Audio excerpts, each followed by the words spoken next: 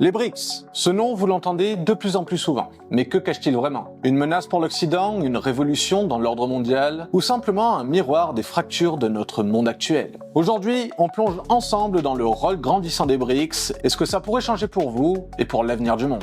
Bonjour et bienvenue à tous, je suis Quentin et vous êtes sur Fil Rouge. Aujourd'hui, on va parler des BRICS, un groupe de pays émergents, le Brésil, la Russie, l'Inde, la Chine et l'Afrique du Sud, qui, face aux grandes puissances occidentales, proposent leur propre vision de la mondialisation.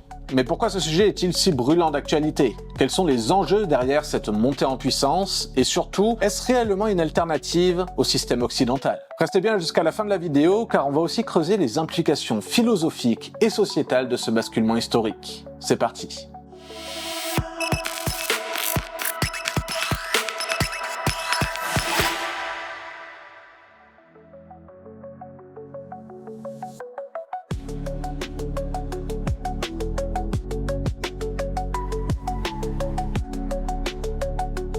Les BRICS, ce sont 5 pays qui à eux seuls représentent environ 45% de la population mondiale et près de 36% du PIB global en termes de parité de pouvoir d'achat. Ce groupe a été formé en 2009, juste après la crise financière mondiale, pour rééquilibrer un ordre économique dominé par les États-Unis et l'Europe. Prenons un exemple simple, le dollar. Le dollar américain est impliqué dans environ 88% des transactions sur le marché d'échange, mais sa part dans le commerce international est estimée entre 50 et 60%. Les BRICS veulent changer cela. Lors de leur sommet de 2023 à Johannesburg, ils ont discuté de la création d'une monnaie commune pour réduire leur dépendance au dollar. Imaginez l'impact si cela venait à se concrétiser. Cette question de la monnaie pose un problème plus profond. Qui contrôle le système? Depuis des siècles, le pouvoir économique est lié à celui qui impose ses règles. Est-ce que les BRICS veulent vraiment un système plus juste ou simplement en créer un à leur avantage? Et au fond, existe-t-il un système économique qui ne profite pas à quelqu'un au détriment des autres?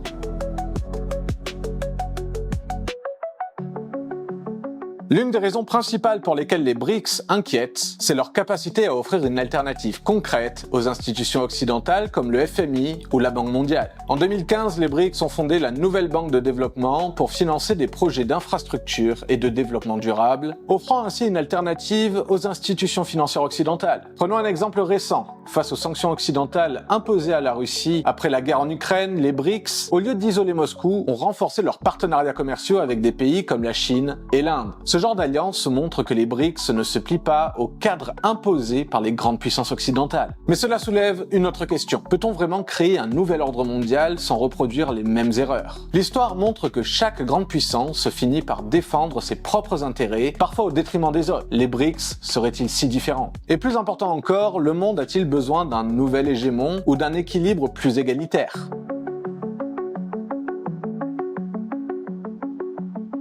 Sur le papier, les BRICS semblent être un bloc solide, mais en réalité, c'est loin d'être parfait. Ces pays ont des visions très différentes. La Chine, par exemple, est une superpuissance mondiale, tandis que l'Afrique du Sud représente une économie bien plus petite. Et les tensions internes sont nombreuses. La rivalité entre l'Inde et la Chine en est un exemple évident. En 2023, les BRICS ont annoncé l'intégration de nouveaux membres, dont l'Arabie Saoudite, l'Iran, les Émirats Arabes Unis, l'Égypte, l'Éthiopie et l'Argentine, prévus pour 2024 et deviennent ainsi les BRICS+.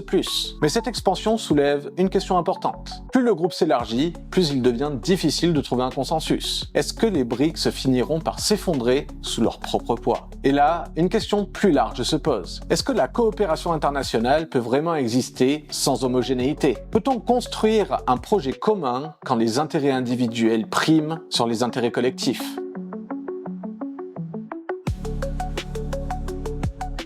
Alors les BRICS, une alternative au système occidental? Peut-être. Mais ce qui est sûr, c'est qu'ils reflètent un monde qui change. Un monde où la domination de l'Occident est remise en question, mais où les incertitudes restent également nombreuses. On a vu que les BRICS représentent une force économique et politique majeure. On a aussi exploré leurs ambitions, leurs limites et les questions philosophiques que leur montée soulève. Mais au fond, cette question dépasse les BRICS. Elle touche à l'avenir de notre monde. Un monde plus multipolaire, mais aussi peut-être plus fragmenté. Et vous, qu'en pensez-vous? Est-ce que les BRICS pourraient vraiment changer la donne? Ou est-ce que ce n'est qu'un autre jeu de pouvoir dans l'histoire? Dites-nous ce que vous en pensez en commentaire et n'oubliez pas de vous abonner pour ne pas manquer nos prochaines analyses. On se retrouve mardi à 17h pour un nouveau décryptage géopolitique sur Fil Rouge.